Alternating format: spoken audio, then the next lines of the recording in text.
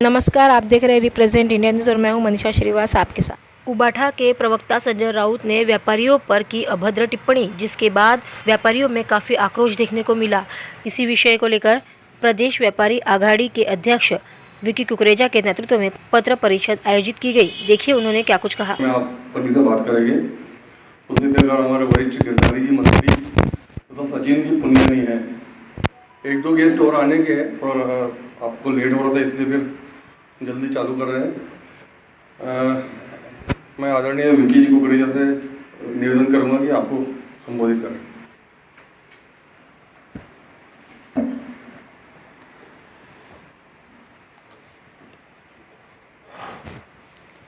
माननीय संजय राउत जी, इनकी जो व्यापारियों को लेकर स्टेटमेंट आई है ये बहुत ही दुखद है, बहुत ही अशोभनीय है। उन्होंने व्यापारियों के लिए जो बोला है इसका भारतीय जनता पार्टी व्यापारी आघाड़ी करके और भाजपा करके हम तीव्र निषेध करते हैं। व्यापारियों का वैसे भी शिवसेना उद्धव बाला साहब ठाकरे इन्होंने कभी रिस्पेक्ट किया नहीं है, ना ही कभी इनको व्यापारी जो देश में अर्थव्यवस्था में सबसे बड़ा रोल निभाते हैं, आज देश की आर्थिक रीढ़ की हड्डी व्यापारी है और छोटे से लेके बड़े तक के हर शहर को नौकरी देने का काम, शहर को ऊर्जा देने का काम, शहर में हर छोटा बड़ा काम यह व्यापारी के माध्यम से होता है। आज जितनी बड़ी एम्प्लॉयमेंट व्यापारी के माध्यम से दी हुई है, कितने ही करोड़ों परिवार उसके कारण चलते हैं। और व्यापारी को ऐसा बोलना कि व्यापारी ये मिलावटखोर है, व्यापारी ये सही तरीके से काम नहीं करता है, ये बिल्कुल दुखद और खेदजनक है। हम इस मंच के माध्यम से स्पष्ट यह तो मानते ही हैं कि ऐसी पार्टी जिसकी व्यापारियों को लेकर इतनी गंदी सोच है, तो आने वाले चुनाव के अंदर में व्यापारी उसको 100% सबक सिखाएगा।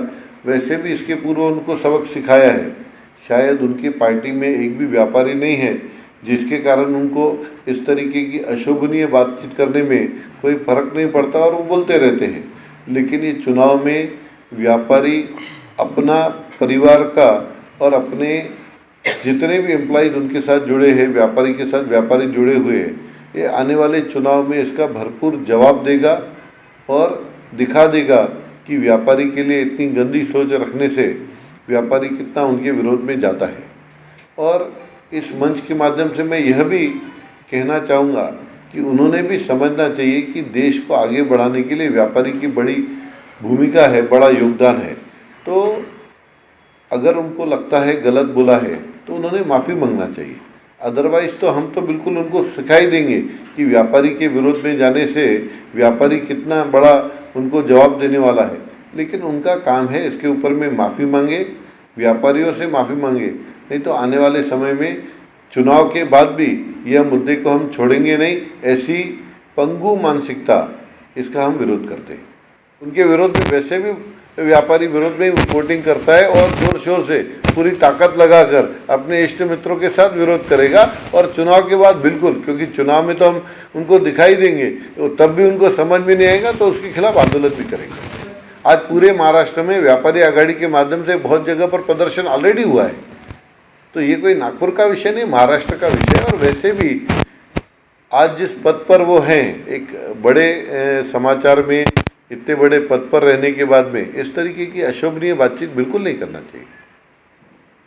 व्यापारी सहनशील हो सकता है, लेकिन समय आने पर जो जवाब उसका मिलेगा, उसके यहाँ कर्मचारियों की बहुत बड़ी फौज है, बहुत बड़ी ताकत है व्यापारी।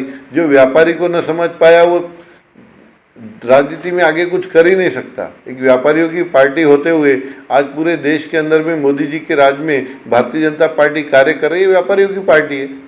नागविदर चैम्बर ऑफ कॉमर्स के आहूजा साहब हमारे बीच में बैठे हैं, सचिन पुनियानी जी बैठे हैं, सभी एसोसिएशन जितने भी, तरुण जी बैठे हैं, सभी हैं अभी, और बहुत कोई सभी जितने एसोसिएशन आप बोल सकते हैं। एक एसोसिएशन खड़ा करिए जो बोले संजय राउत ने अच्छा बोला, चैलेंज करता हूं मैं। एक एसोसिएशन सामने आकर बोले जो व्यापारियों के बीच की है, पेपर वाली एसोसिएशन नहीं चलेगी। व्यापारियों में काम करने वाली एसोसिएशन, एक एसोसिएशन सामने आकर बोले संजय राउत जी ने अच्छी स्टेटमेंट दी है, संजय राउत जी की स्टेटमेंट का समर्थन करती है कांग्रेस, ऐसा दिखता है हमारे को। उन्होंने सोचना चाहिए, इतनी असभ्य भाषा का उपयोग करने वाले संजय राउत के साथ कैसे व्यापारी बैठ सकता है, बताइए जरा मेरे का। उसका निश्चित तौर पर विरोध करना चाहिए।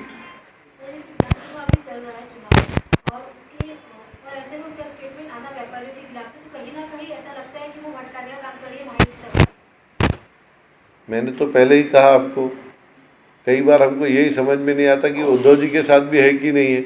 ऐसी ऐसी स्टेटमेंट कई बार दे देते हैं। अब व्यापारी जो सीधा सीधा अपना काम करता है, जिसको मतदान करना है उसको मतदान करता है, ऐसे व्यक्ति के विरोध में, ऐसे व्यापारियों के समाज के विरोध में बोलना ये तो गलत है। उसके बाद भी वो बोल ही रहे, लेकिन कांग्रेस ने इसका निषेध करना चाहिए। अदरवाइज हम ये मान्य करेंगे कि कांग्रेस जो कि हमेशा व्यापारियों के विरोध में ही रहती है, व्यापारी उनको बकरा दिखता है काटने वाला, और भ्रष्टाचार करने वाली कांग्रेस व्यापारियों को वैसे भी समझती कि यहाँ से सिर्फ भ्रष्टाचार ही होने वाला है। तो ऐसे कांग्रेस ने उसके ऊपर में जरूर प्रतिक्रिया देनी चाहिए, यही हम इस मंच पर कहना चाहेंगे। Nag Vidarbha chamber of commerce और हमारे व्हाट्सएप ग्रुप के करीब 15 से 20 ग्रुप हैं। आज मैं सुबह से देख रहा हूँ कई लोगों के वक्तव्य आ रहे हैं कि ये इन्होंने क्या बोल दिया। रमेश मंत्री जी का मुझे मैसेज आया और भी लोगों का मैसेज आया। मैंने कहा आज उनको हम जवाब देंगे। तो मैं अभी मेरी स्टेटमेंट तैयार किया है मैंने, इतने में सचिन जी का फ़ोन आ गया तो मुझे आना पड़ा। और हमारी प्रतिक्रिया बहुत तीव्र है। व्यापारी जो करोड़ों की संख्या में लोगों को रोजगार देता है, उनके लिए इस प्रकार की अभद्र भाषा बोलना ये हम बर्दाश्त नहीं करेंगे। जिस तरीके से ये स्टेटमेंट दिया है, मुझे नहीं लगता कि इसके पीछे क्या मंशा रही होगी, पर इतनी गंदी मानसिकता रखकर व्यापारियों को, एक पूरा समाज है, बड़ा समाज है, जो आप समझ सकते हैं कि सरकार के अंदर में इतनी नौकरियां कोई नहीं दे सकता। हम भी उद्योग जगत से आते हैं। मैं भारतीय जनता पार्टी का उद्योग अघाड़ी का प्रदेश का महामंत्री हूँ, और हम लोग जितनी नौकरियां यहाँ दे सकते हैं, सरकार किसी भी सरकार आ जाए, लेकिन लोग नौकरियां नहीं दे सकते। ये व्यापारी समाज पूरी इतने सारे लोगों की को रोजगार देता है, और उनको यदि ये गाली दे रहा है तो आप समझ सकते हैं कि बेरोजगारों के ऊपर में वो चाहता है कि ये सारे लोग बेरोजगार हो जाए, और वो सिद्ध करना चाहते हैं कि इस बेरोजगारी के माध्यम से हम सरकार के ऊपर में अटैक करेंगे। ऐसी उनकी गंदी मानसिकता होगी, ऐसा मुझे लगता है। और हम तो बिल्कुल इस बात को मानते हैं। देखिए, राजनीति एक तरफ है, लेकिन लोगों के भरण पोषण को और लोगों को समझने के अंदर में हम व्यापारियों ने, आप समझ सकते हैं कि जिस समय में कोविड आया था, सारे दुनिया में लोग अड़चन में हो गए, लेकिन हमारे देश में ये व्यापारी वर्ग और बाकी समाज के बंधु, उन्होंने अपने सारे जितने भी फायदे मुनाफे ये सारे बाजू में रखकर, उसके बावजूद भी लोगों को बचाया, और लोगों को बचाने का काम अपने जेब से पैसे डालकर लोगों को उस समय उनके घर चलाए। ये समझ सकते हैं आप कि व्यापारी किस लेवल तक के हैं। और अगर इस तरीके की बात, अगर वो राजनीतिक फ़ायदे के लिए वो सोचते होंगे कि इससे राजनीतिक फ़ायदा होने वाला है, ये राजनीतिक फ़ायदा नहीं होने वाला है। ये व्यापारी बहुत बड़े लेवल पर आंदोलन करेंगे, और हम ये आंदोलन तब चुनाव खत्म भी हो जाए तो भी हम इस आंदोलन को नहीं छोड़ेंगे। और तरुण निर्वाण जी भी हैं, उसके बाद में किराना एसोसिएशन में भी उनका भी फ़ोन आया था, किराना एसोसिएशन से, अनाज बाज़ार से भी फ़ोन आया था कि इस तरीके की जो बात हो रही है। तो ये सारे एसोसिएशन को अचानक से लग गया कि हम लोगों के विरोध में क्यों हमको राजनीति में घुसाया जा रहा है। व्यापारी वर्ग में ऐसा नहीं है कि एक ही पार्टी में है। और मुझे लगता है कि उद्धव जी ने भी कहना चाहिए, जैसे कभी कोई बात गलत करते हैं तो वो अपने नेताओं को बाजू में कर कर कि ये हमारी पार्टी की सोच नहीं है, ऐसा उन्होंने क्लैरिफिकेशन देना चाहिए।